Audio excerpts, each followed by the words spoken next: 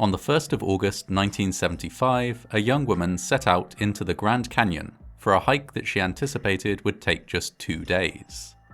As it turned out, however, she would spend the next 20 days in the canyon, fighting for survival through incredible heat, freezing cold nights, advanced dehydration, and crushing fear and loneliness. The chances of her surviving alone in such extreme conditions were infinitesimally small. In 1975, Linda Forney was 25 years old and studying to become a nurse. During the summer of that year, she decided to take a trip across the country and indulge her love for exploration and adventure. During the day, she would drive, see the sights, meet new people, and discover the USA from coast to coast. At night, she would sleep in the car, or stop at campsites along the route. She wouldn't be alone on this journey of a lifetime. With her would be her pet dog, Coco Gin, who Linda had owned ever since he was a puppy. For 2 weeks, Linda and Coco Gin travelled the country. She stayed in touch with her family by sending postcards from each destination, always making sure to mention when and from where she intended to write to them next. As August approached, Linda decided that an excellent way to end her trip would be to see one of the wonders of the world, the Grand Canyon. This national park consists of a branching network of vast canyons at the bottom of which flows the Colorado River. It's a once-in-a-lifetime experience for many people to take in the view from the rim of the canyon, or even hike down into its depths. There was one particular part of the canyon that Linda was especially keen to see: Havasu Falls. Havasu Falls are located deep within the canyon and consist of several beautiful waterfalls which, due to the minerals in the water, are a startling bright blue in color. The falls are on the land of the Havasupai people, a Native American people who have lived in the canyon for more than 800 years. In the late 1800s, much of the Havasupai's land had been forcibly taken from them, first by pioneers and later by the National Park Service. It was only in the early 1970s that the Havasupai people had won a court case that entitled them to reclaim large portions of the land that had been taken from them. The Havasupai people welcomed visitors to the falls. There was a village within the canyon where it was possible to get supplies, and a campsite where visitors could stay. Linda Forney anticipated that the 13-kilometer, or 8-mile hike to the campsite would take her the better part of a day. What she didn't account for, however, was the long drive out to the trailhead. The drive took so long, in fact, that it was lunchtime before she began walking. In the blazing sunshine, Linda and Coco Gin made their way down a rough trail until they reached Cataract Creek. There was a sign there to indicate the correct direction for hikers to take, but it was in poor condition, and Linda couldn't tell if it was intended to point right or left. A left turn, unbeknownst to her, would take her downhill to the Supai village. A right turn would take her along Cataract Creek into a maze of dry and trackless canyons. Linda studied the sign for some time, concluded that it was directing her to the right, and set off into the wilderness. As she went, the trail became rougher and more rudimentary. Linda, however, didn't hesitate. She was keen to reach the village before nightfall, and believed she would if only she continued a little further. So convinced was Linda that the village lay not far ahead that she took off her heavy pack and left it on the trail. She would return for it in the morning, after she had rested and picked up fresh supplies. The only thing she kept with her was her purse. On and on she went into a darkening maze of canyons. Soon, night fell, and the air temperature plummeted. Linda stumbled on until she couldn't see her hand in front of her face, then spent the night huddled in pitch darkness, holding Coco Gin for warmth. In the morning, to her dismay, she realized she had stumbled away from the trail in the dark, and now could not find her way back to retrace her steps. Desperately, Linda explored her surroundings. She looked for people. She looked for trails. She looked for aircraft passing by overhead. She saw none of these things.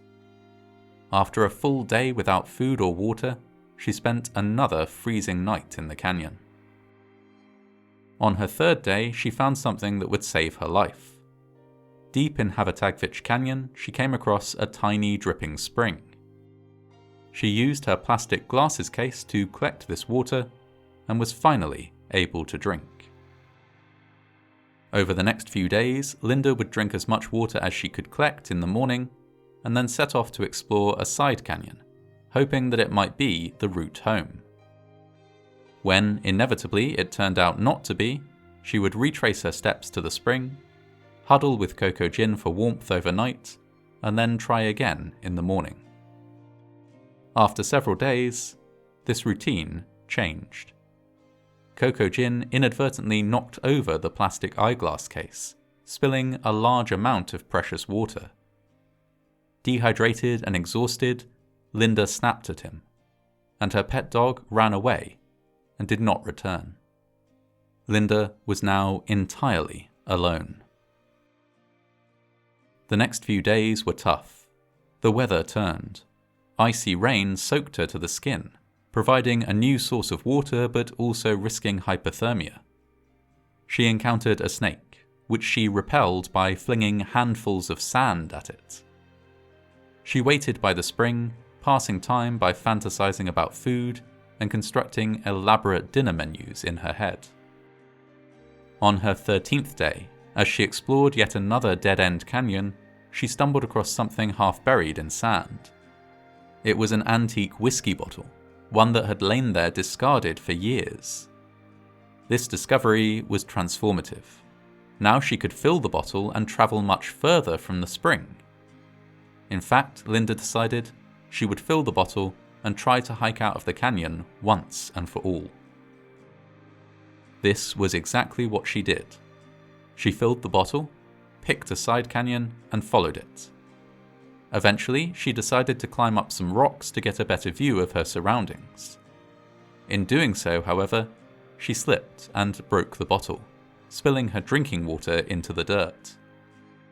She was now far from her life-saving spring, completely without water, and as lost as ever. However, from her vantage point, she did spot some wild horses. These shied away when she approached, but she was able to follow them until she came across a pool of water from which they had been drinking. It was filled with tadpoles, but she reasoned that any water was better than none and stayed by the pool. On her 18th day, Linda heard a helicopter passing above.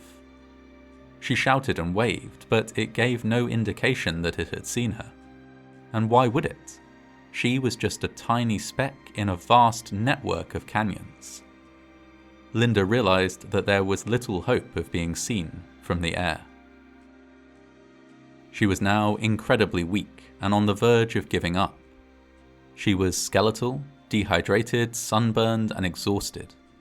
Without Coco Gin there to support her, she thought about giving up. Rather than hiking any further, she contemplated simply finding a shady spot to lie down and sleep. It was in this state, 20 days after she had first set out, that Linda Forney was finally found. A Havasupai local had noticed footprints in the dirt of Cataract Creek, a place where hikers should certainly not be venturing. He and his friends trekked out into the canyon, following Linda's footprints, until they stumbled upon her. Linda was taken back to Supai village, where her family were waiting for her. After she had not written to them for several days, they had raised the alarm, and then flown out to search for her in person. Her car had been found at the Havasupai trailhead, and they had hiked down the day before to look for her. Linda was airlifted to Flagstaff Hospital, where she was treated for exhaustion and dehydration, and gradually reintroduced to food. She was also reintroduced to Coco Gin. Her dog had survived and had wandered downhill towards Supai village. He had been found just a few days before she had. In surviving her ordeal, Linda had done the impossible. 20 days in the canyon with no equipment, no food, no shelter, and no supplies of water. Her story was reported around the country, and Linda was briefly famous from coast to coast. Her narrow escape from death raised awareness of just how dangerous the canyon could be. During her ordeal, Linda had made numerous mistakes, each one of which alone could have been fatal. That she survived was considered nothing short of a miracle.